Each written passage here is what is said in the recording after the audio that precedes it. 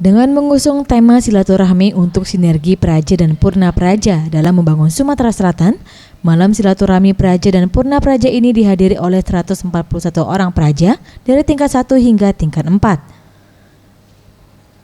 Riki Junaidi, Ketua Ikatan Keluarga Alumni Pendidikan Tinggi Kepamongprajaan menyampaikan, kegiatan ini dilakukan para praja selama cuti akhir tahun dan melakukan silaturahmi bersama para Purna Praja, baik dari lulusan APDN, STPDN, dan IPDN. Pada kesempatan ini juga dimanfaatkan oleh para Purna Praja dalam memberikan bekal kepada para praja yang masih mengenyam pendidikan. Kegiatan yang dilaksanakan oleh adik praja selama mereka melaksanakan cuti akhir tahun, cuti Natal dan cuti tahun baru. Di samping kunjungan senior, mereka juga melakukan sosialisasi ke sekolah-sekolah. Kemudian juga pada malam hari ini melaksanakan silaturahmi dengan Purna Praja.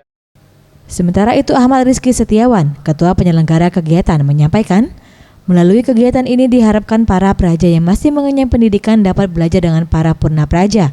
Selain itu, kegiatan ini juga dimanfaatkan untuk menjadi motivasi bagi para praja dalam memacu semangat untuk sukses. Kalau kami dari praja melihat senior-senior sekarang ini, kami lebih pada belajar.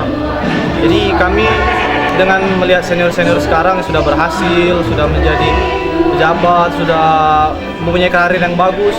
Jadi kami termotivasi, Pak.